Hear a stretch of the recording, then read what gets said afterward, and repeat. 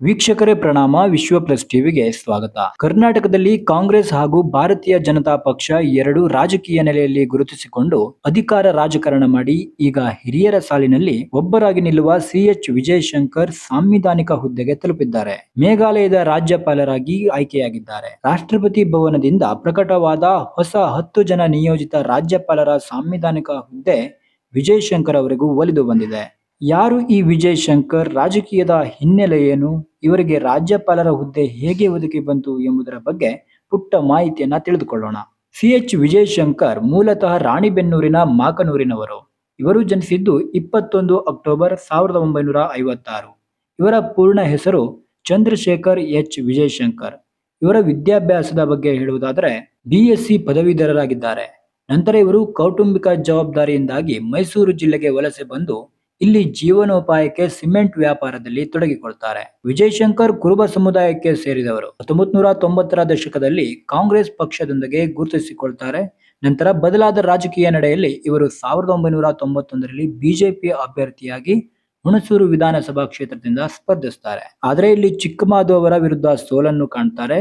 ಆ ನಂತರ 1992-93ರ ಮೈಸೂರು ಚಾಮರಾಜನಗರ ಅಖಂಡ ಜಿಲ್ಲೆಯ ಬಿಜೆಪಿ ಅಧ್ಯಕ್ಷರಾಗಿ ಕೆಲಸ ಮಾಡ್ತಾರೆ. ಆಮೇಲೆ 1994ರಲ್ಲಿ ಹುಣಸೂರು ವಿಧಾನಸಭಾ ಕ್ಷೇತ್ರದಿಂದ ಶಾಸಕರಾಗಿ ಆಯ್ಕೆ ಆಗ್ತಾರೆ. 1998ರಲ್ಲಿ ಮೈಸೂರು ಕೊಡಗು ಲೋಕಸಭಾ ಕ್ಷೇತ್ರದಿಂದ 1 ಲಕ್ಷಕ್ಕೂ ಅಧಿಕ ಮತಗಳಿಂದ ಜಯಗಳಿಸ್ತಾರೆ.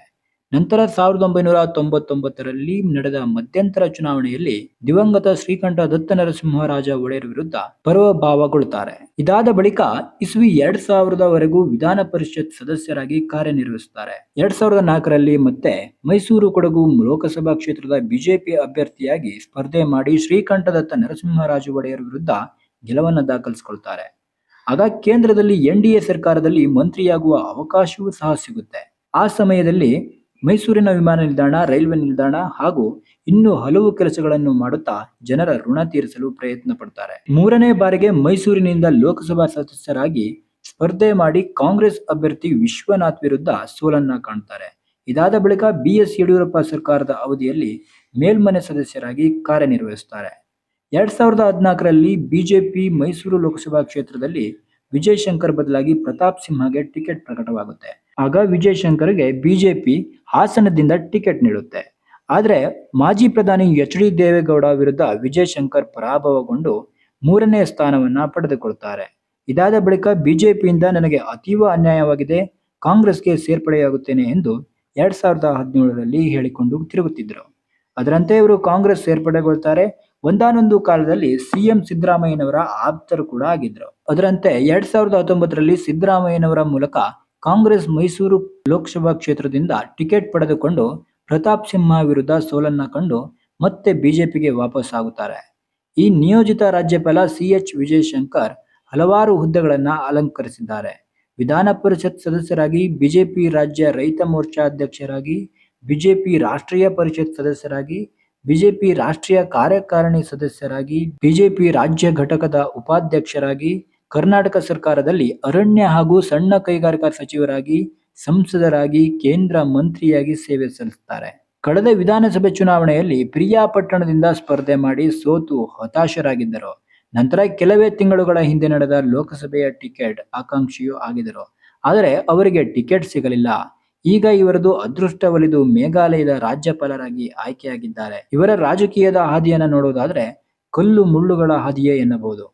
ಏಳು ಬೀಳುಗಳು ಎರಡನ್ನೂ ಅನುಭವಿಸಿದ್ದಾರೆ. ಇದೆಲ್ಲವನ್ನ ಸೂಕ್ಷ್ಮವಾಗಿ ಗಮನಿಸಿದ ಮೋದಿಯವರ 3.0 ಸರ್ಕಾರ ರಾಜ್ಯಪಾಲರಾಗಿ ಹುದ್ದೆಯನ್ನ ಅಲಂಕರಿಸುವ ಸುವರ್ಣ ಅವಕಾಶವನ್ನ ಕೊಟ್ಟಿದೆ. ಈ ಬೆಳವಣಿಗೆ ವಿಜಯಶಂಕರ್ ಅವರಿಗೆ ಅತೀವ ಸಂತಸ ತಂದಿದೆ ಎಂಬುದು ಕಳೆದ 2 ದಿನಗಳಿಂದ ಅವರು ನೀಡುತ್ತಿರುವ ಸಕಾರಾತ್ಮಕ ಪ್ರತಿಕ್ರಿಯೆಯಿಂದ ಗೋಚರವಾಗ್ತಿದೆ. ಈಗ ವಿಜಯಶಂಕರ್ ಮುಂದೆ ಇರುವುದು ಮೇಘಾಲಯದಂತ ಅತ್ಯಂತ ಸೂಕ್ಷ್ಮ ಈಶಾನ್ಯ ರಾಜ್ಯ ಜವಾಬ್ದಾರಿ. ಇಲ್ಲಿ ಜನರ ಯೋಗಕ್ಷೇಮಕ್ಕೆ ಅನುಗುಣವಾಗಿ ಅಲ್ಲಿಯ ರಾಜ್ಯ ಸರ್ಕಾರ ಕೆಲಸ ಮಾಡಲು ವಿಜಯಶಂಕರ್ ಅವರು ಸಾಂವಿಧಾನಿಕ ಸ್ಥಾನವಾದ ರಾಜ್ಯಪಾಲರ ಹುದ್ದೆಯಲ್ಲಿ ಕುಳಿತು ಈ ಕೆಲಸ ನಿರ್ವಹಿಸುತ್ತಾರಾ? ಇವರ ಅನುಭವ ರಾಜ್ಯಕ್ಕೆ ಅದೆಷ್ಟು ಉಪಯುಕ್ತ ಎಂಬುದು ಕಾಲವೇ ನಿರ್ಧರಿಸಲಿದೆ. ಒಟ್ಟಾರೆ ವಿಜಯಶಂಕರ್ ಅವರ ಸಾಂವಿಧಾನಿಕ ಹುದ್ದೆ ಕನ್ನಡದ ಕೀರ್ತಿ ಪತಾಕೆಗೆ ಮೇಘಾಲಯ ರಾಜಭವನದಿಂದ ರಾಷ್ಟ್ರ ಮಟ್ಟದಲ್ಲಿ ಮೆರುಗು ತರಲಿ ಎಂದು ವಿಶ್ವ ಪ್ಲಸ್ ಟಿವಿ ಶುಭ ಕೋರುತ್ತದೆ. ಪೊಲಿಟಿಕಲ್ ಬ್ಯೂರೋ, ವಿಶ್ವ ಪ್ಲಸ್ ಟಿವಿ.